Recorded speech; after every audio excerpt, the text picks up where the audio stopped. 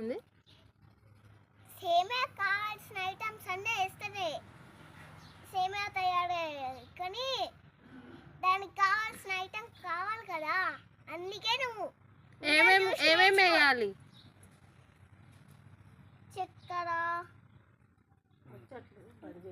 ఆరోగ్యం చూసుకోబట్టి ఉల్లిగడ్డ తినుకుంటే చల్లదారు. కొంచెం పెరిగేయాలి.